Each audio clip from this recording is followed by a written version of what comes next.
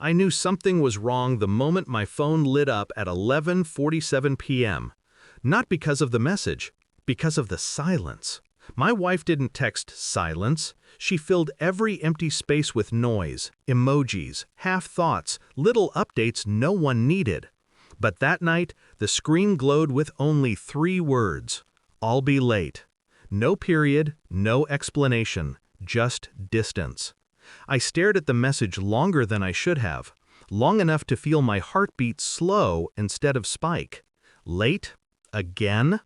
I typed one word, okay, but didn't send it. Not because I didn't believe her, but because I suddenly realized I didn't care whether she lied. A strange calm settled into my chest, cold, heavy, familiar in a way I hadn't felt in years. I set the phone down and listened to the quiet apartment breathing around me. Then, 15 minutes later, her boss texted on the office group chat, "Great meeting tonight, team." And she liked it. At 12:02 a.m., while she was still on her way home.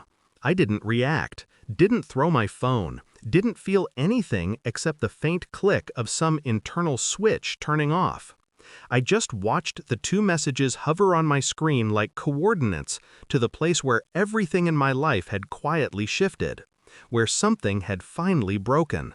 Not loudly, not with a scream, but with a soft, decisive snap, the kind you only hear inside your own skull. I didn't confront her when she walked in later, smelling faintly of perfume that wasn't hers. Or maybe it was. I couldn't remember.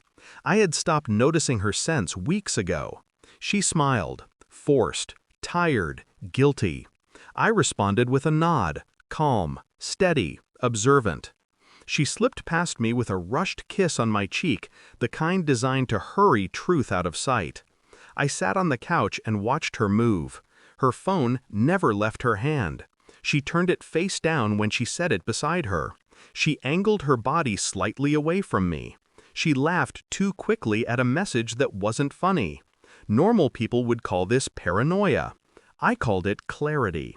It wasn't one thing, it was all the little things that only make sense once something inside you has already accepted the truth, even if your mind hasn't caught up. The longer I watched her, the more I felt myself detach, not with anger, but with precision. A man doesn't fall apart when he's betrayed. He recalculates. Later that night, when she pretended to sleep, her phone lit up again. I didn't touch it. I didn't need to. Her reflection in the black screen, her lips twitching, the tiny smile she tried to swallow, was enough. She thought she was careful. She thought she was smarter than me. She had no idea I had already stepped out of the marriage without moving an inch. In the morning, I packed her lunch like nothing had changed. I kissed her forehead. I wished her a good day. She left relieved. I left aware. I didn't search her phone, didn't check her messages, didn't stalk her or interrogate her friends. No, I simply watched. Patterns form fast when emotion no longer blinds you. Her boss, Amir, started showing up in her stories more often. Just out of frame, but close enough for me to feel the heat she thought she'd hidden. He had a wife too, a beautiful one. Calm eyes, graceful posture, a softness my wife had lost years ago. I saw her once at a company dinner, standing alone while Amir whispered too close to my wife. She looked trapped in a life she didn't choose, just like I did. So I started with what any quiet man would do. I became visible to her.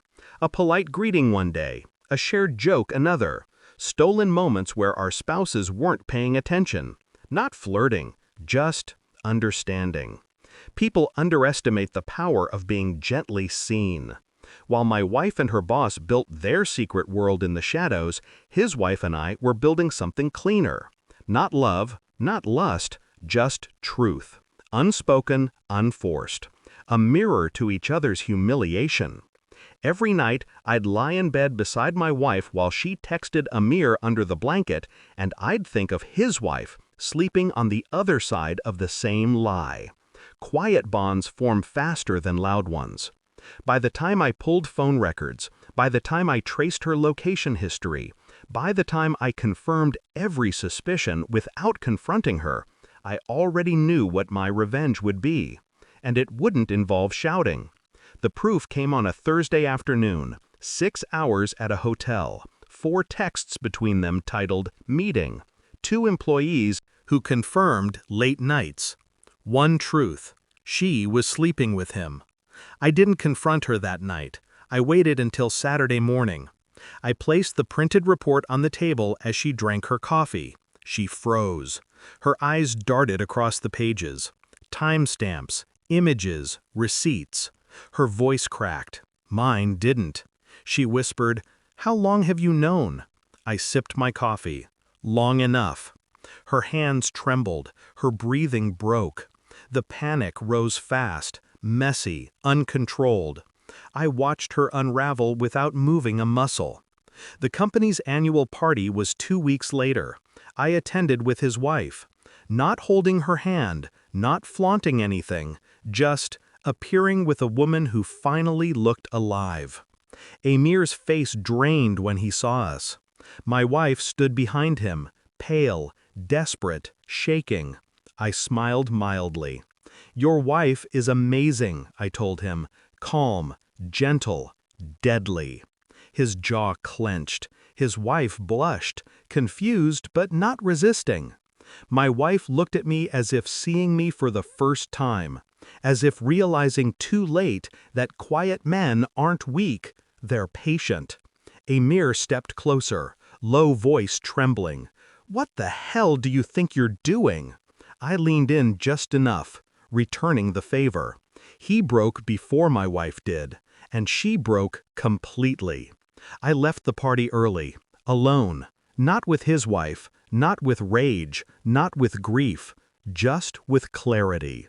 Betrayal doesn't destroy you. It strips you down until the truth has nowhere left to hide. As I walked to my car, I realized something simple and final. I didn't want her back. I didn't need revenge anymore. I already had it. In silence, in truth, in the way they both looked at me when they realized I would never raise my voice. Because I didn't have to. I opened the car door, breathed the cold night air, and let the last thread between us snap quietly. Some endings don't echo, they just close.